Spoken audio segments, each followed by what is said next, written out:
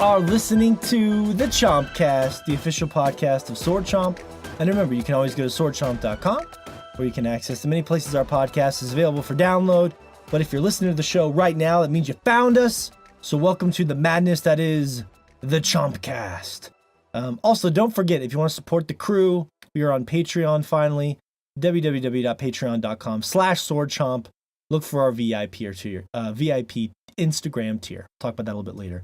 So grab some planks, though. Big show today. Patch up those holes. Hammer those nails in. Because we are talking leaks today. What, you say? Oh, game leaks, that is. All right, after the huge Walmart leak fiasco that revealed Rage 2 and more, we decided to discuss the unusual topic of gaming leaks.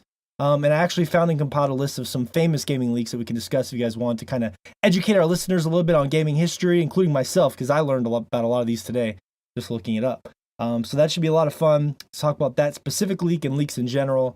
We've all been playing a little more God of War, including myself, now that I've finished Far Cry 5. So maybe we'll have a little God of War talk in there as well. And we're thinking about doing a spoiler show soon, which is going to be a lot of fun.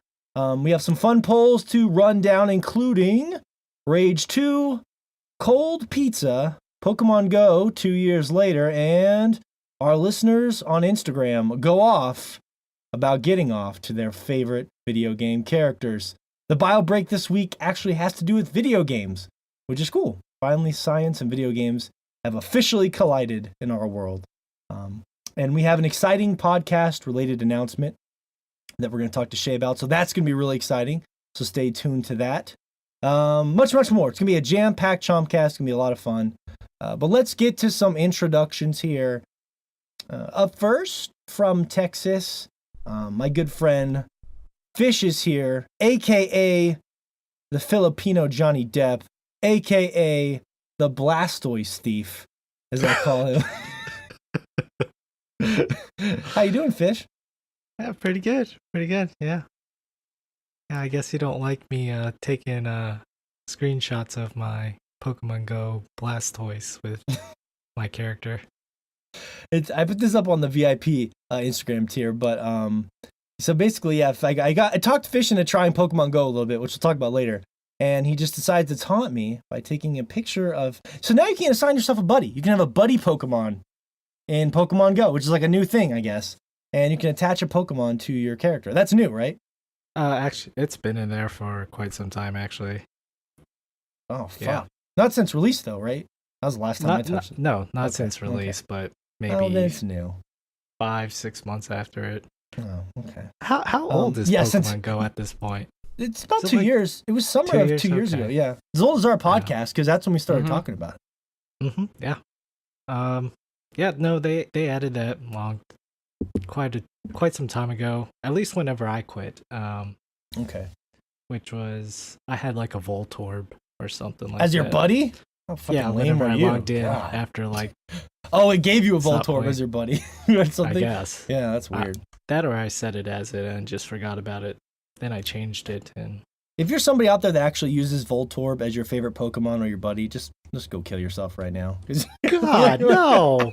They've already done that. I mean, if their favorite Pokemon kills itself as a matter of course, there's no chance they've stuck around this long. There's a double entendre there that I did not even think of. Entendre?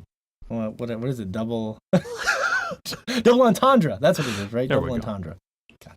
Whew. Brain almost failed me there. Well, yeah, Fish. So, I mean, I just want you to know that everyone who signs up for our VIP tier is going to know what you did to that Blastoise. They're going to know exactly what I had to clean out of those cannons. So no. Yeah, that's true. Please, guys, don't sign up for that VIP tier then. Don't do it. I mean, do it. And then you'll know how disgusting Fish is. Well, Fish, I'm glad you're here, even though I'm angry at you for stealing. I tried to get you back by equipping a Cubone as my buddy, but I don't think you didn't seem to even give a fuck because you're just a soulless bastard. Well, I just don't care about the game, and I don't let things like that just, affect me as much as. Unequip it. If you don't care about it, unequip it. Get rid of it. Get rid of that Blastoise. No, I only equipped that Blastoise because I knew it would get underneath your skin. Yeah, well, you succeeded. Yep. All right. Well, and it'll forever be there now. All right. Well, I'll get a better one, and then we'll see. What about Tyranitar? You'll get a Tyranitar. Okay, if I do get a Tyranitar, yes. Okay. I'll replace it. All right. Or I'll get one and mock you with it. But thanks for being here, Fish. The Pokemon Go saga continues later, which is something I never thought I'd say in a million years again. Shay Layton is here, the professor from Japan, of course, joining us. Exciting news for Shay today. His new podcast, Evoking the Sublime, is finally up. I should say our new podcast, but it's Shay's baby. My baby, so and we reap the benefits of... Wait, there are no benefits. We enjoy it all together because, well, I guess I'm the only one hosting. Yeah, we all enjoy it. We all enjoy this new podcast. Where are you going with this? Where is this going? It's going nowhere. No, our listeners are reaping the benefits. That's what. Yeah. More podcasts.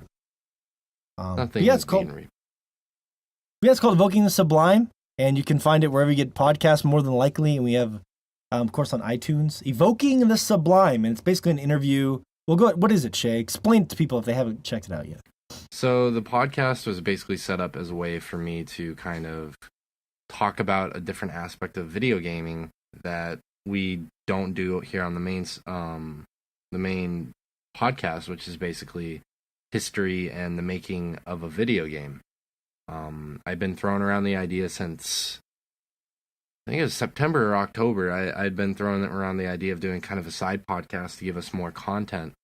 And I was discussing with the guys basically what ideas I could do. And we went through, I went through different ideas with them, talked through it. And then I came up with this one because I started looking on the internet and I was like, yeah, man, there isn't a podcast that does this, or at least I didn't find one that does it.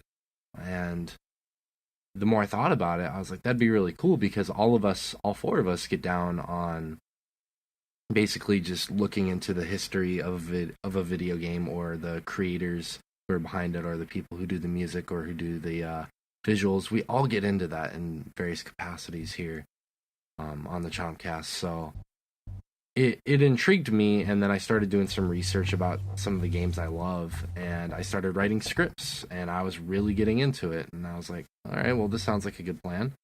And so I was slowly kind of putting things together, getting some theme music done, getting a logo done, and then I set up an interview with Ian Dallas, the creative director for What Remains of Edith Finch, and it took a little while to get the interview done, but when it was done, it was a great interview. He was very nice and forthcoming, and yeah, I had a lot of fun doing it. So I don't have any at this time, I don't have any more interviews lined up. I have some scripts done. I'm going to try and get some more interviews lined up, but yeah, so basically each episode is going to be the history about one video game, and I want to start kind of small with indie games and branch out from there. I would like to potentially do as many games as I possibly can.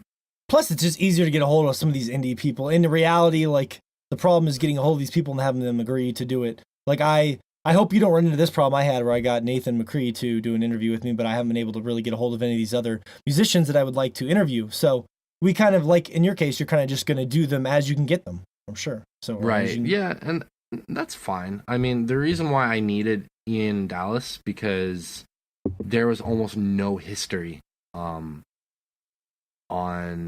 What Remains of Edith Finch online. I scoured the internet, and there was not a lot of information. So I was like, well, if I want to do this game, I need to talk to someone who was working on it, and it just happened to work out. So I'm sure there will be some episodes where it'll just be me kind of detailing and talking as I aggregate some research, which I hope that each one can be paired with an interview, but I fully expect that won't always be the case. So it'll be interesting to see how it plays out. Yeah, I listened to it. I think it's a great interview. I really do. I mean, I'm proud of you. I honestly, like, you know me, I like to swing my dick around everywhere, and I want to do everything. But I listened to it, and I really liked it. It was like, well, you know, I'm not doing a lot of damage swinging my dick around, but it's a great interview. Definitely check it out. Evoking the Sublime. It's interesting too. You will learn. If you like the, I don't. I don't want to say too much, but he goes Yeah. into some really good detail.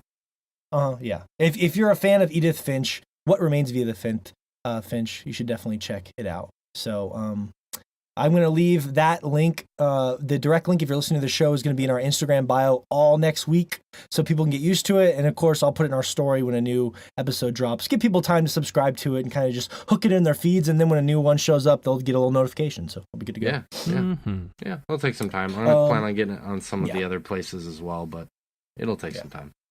Yeah. Good stuff. All right, well, we're glad you're here, Shay. I can see you sweating on the webcam. It looks like you are just drenched in sweat over there in Japan, so it's not envious. Josh actually, go ahead, Shay. You say something? I saw you leaning over. No, he's good. Okay. No, okay. I was good. I was just agreeing with you.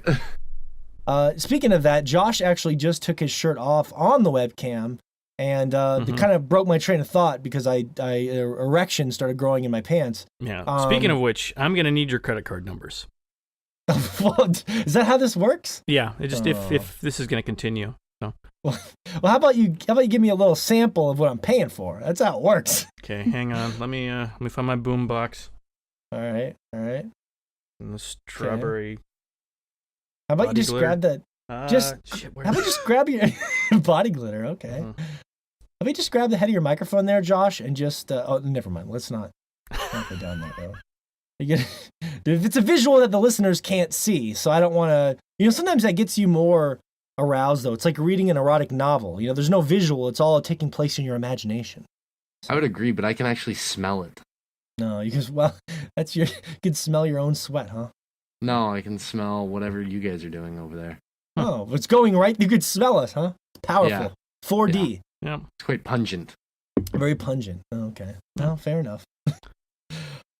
Josh, it's funny. Josh, by the way, here from Michigan, one of our polls this week was cold pizza, and you being the foodie here, a lot of people messaged me that, because I was kind of anti-cold pizza, that it all comes down to the crust. They were telling me that you have to find a really high-quality pizza crust to make cold pizza good. Can you confirm or deny this, Josh? Yeah, because if you've got like the fast food pizzas, like most of America makes, it just gets soggy. Like it just everything congeals down to that just greasy crust.